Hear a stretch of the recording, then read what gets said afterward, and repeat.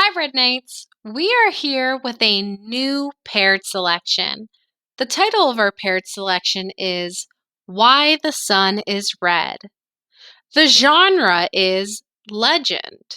A legend is a story that has been passed down orally, so they're speaking the words, they're not written down, and it often explains natural events.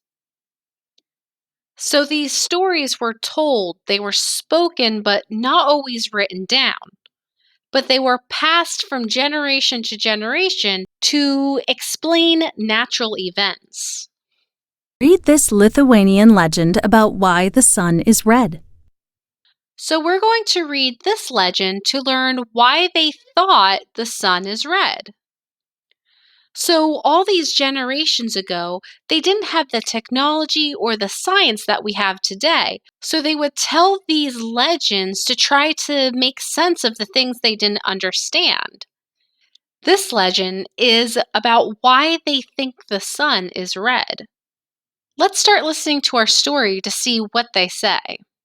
Why the sun is red, a Lithuanian legend.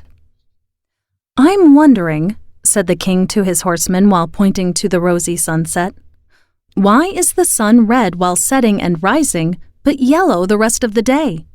Perhaps it is not for us to know, said the horseman.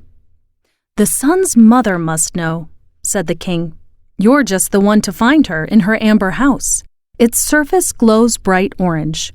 If you find the answer to my question, I'll fill your hat with gold, said the king. But if you don't, you must leave my kingdom forever. All right, so far we have these two characters. We have the king and we have the horseman. How is the horseman different from the king? Well, the king is powerful and the horseman is not. I know this because so far we've read that the king is ordering the horseman to go find the answer to his question. And the king has the power to either give the horseman all of this gold or punish him by banishing him from the kingdom forever. The horseman is left to do what the king wants him to because he doesn't have the power that the king has. Let's read on to find out what happens next. For 7 days the horseman searched. Then, one rainy evening, he saw a glow. It was the amber house. An old woman opened the door. It was the sun's mother. "What brings you here?" she asked. "It's about your daughter," said the horseman. "Can you tell me why she is red when she rises and sets, but yellow the rest of the day?" "You've traveled all this way to ask that?" said the sun's mother. "My king ordered me," explained the horseman. "If I don't get an answer, I must leave his kingdom." "I'll ask my daughter when she returns tonight," said the woman. "Hide quietly in the kitchen." The sun returned, and the mother said, "A man was here. He wished to know why you are red when you rise and set, but yellow the rest of the day." "How dare he ask?" shouted the sun. "He left," said her mother. "But why are you angry? It's a simple question."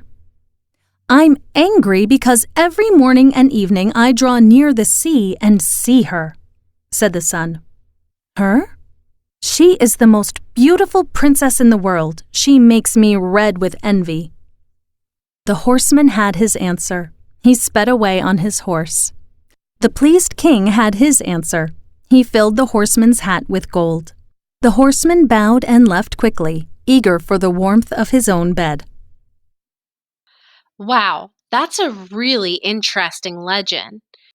Do you remember what question this legend is trying to answer? The legend is trying to explain why the sun is red at sunrise and sunset. What did the sun say its reason was for turning red? The sun said that every morning and evening she draws near to the sea and sees her, the most beautiful princess in the world, and it makes her red with envy. At the end of the story, was the horseman rewarded with gold or was he banished from the kingdom forever? At the end of the story, the horseman was rewarded with gold for finding the answer to the king's question. All right, boys and girls, I hope you have enjoyed reading this legend with me today. It's really interesting to read these legends and learn about how people reasoned with things they didn't understand so many years ago. Today, we use modern technology and science to understand these questions, but it's really interesting to see the thought process and the creativity of the people from long ago. All right, boys and girls, bye for now.